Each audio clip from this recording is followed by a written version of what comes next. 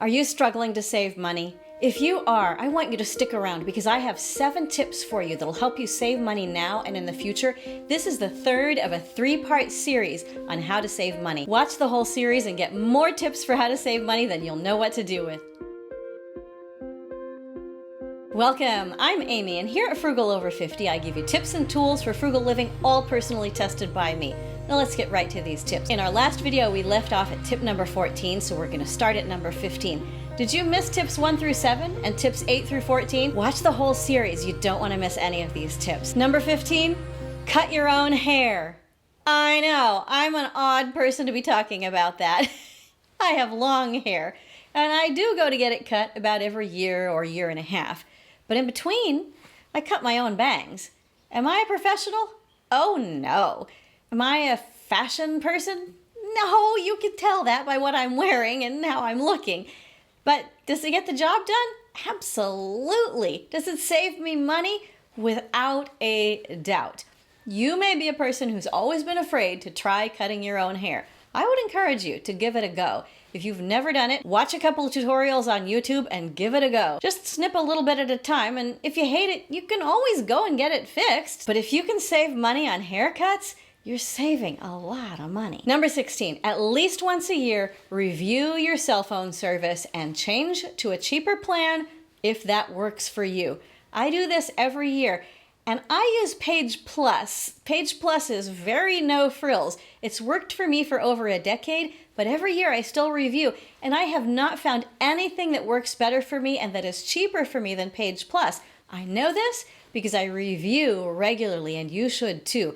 I do not recommend that most people have plans that they get from phone companies. I recommend that you buy your own phone and get a pay-as-you-go plan. People used to call those burner phones. That's not how it is anymore. Buy your own phone and look around for the best plan that works for you, that's the cheapest, that meets your needs, that has the best coverage in your area. You'll be surprised at how many options there are and how fast those options are growing.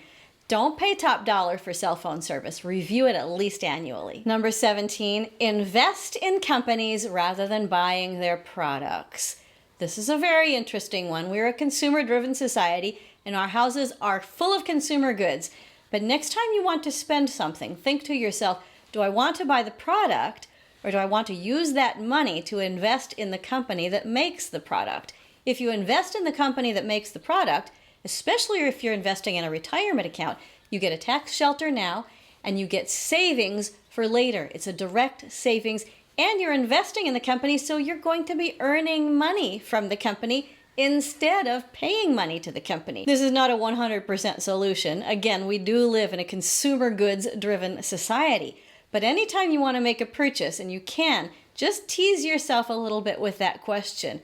Should I buy this product, or should I use this amount of money and invest it in the company that makes the product? You watch how that changes your mindset and how quickly you'll step back from purchases that might have seemed like a good idea because they were pretty and shiny. And then you think, wait, other people probably think they're pretty and shiny. Why don't I get in on a little bit of that action on the back end and invest so that I can earn money and I can save money? Number 18 is near and dear to my heart. Start a side hustle. I have always had a side hustle of some kind. For most of my career, it was teaching voice lessons in my home. Now it's talking to you folks on YouTube. It's a wonderful side hustle. I love a good side hustle. Side hustles make you money. Side hustles give you a sense of accomplishment that exists outside of your day job. Side hustles are a way to expand your creativity, and the money that you earn can be money that you save. In this day and age, we often talk about side hustles as being part of the gig economy. And we are talking about people who are suffering because they are unable to get jobs. And so they just go from gig to gig to gig. That's not what I'm talking about. That's an unfortunate situation that I hope that we as a society together can fix soon, because people do need stable income. I'm talking about on top of your income. Can you have a side hustle that feeds you creatively and that gives you money that you can save? Yes, yes you can. Number 19, plan your large purchases in advance. Now, most of us think of that in terms of things like a house, but I'm talking about like the next time you're gonna buy a mattress, the next time you're gonna buy a refrigerator, the next time you're gonna buy a washing machine. Plan it in advance. Start saving now for something that's coming in 5 years. This is something people often do when they're saving up for a good used car. Start now for that car you want to buy in 2025. Don't start it in 2024 and a half. Start now so that it just takes a little bit of your money every single month, and in 5 years' time you have enough for that used car that you want to get. The time frame may be shorter for an appliance or for a piece of furniture or for a trip that you want to take, but still, save up for those large purchases. Don't go, oh, I need that now, because you probably don't. You probably have time to save. You don't want to be in a situation where you're caught out and you are stuck.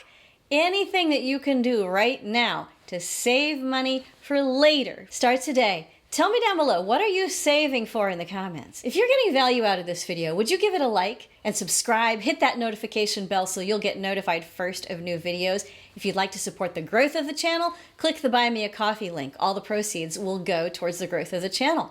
Let's keep going. Number 20, if you haven't caught on to this one yet, this is the year you need to. Automate your savings.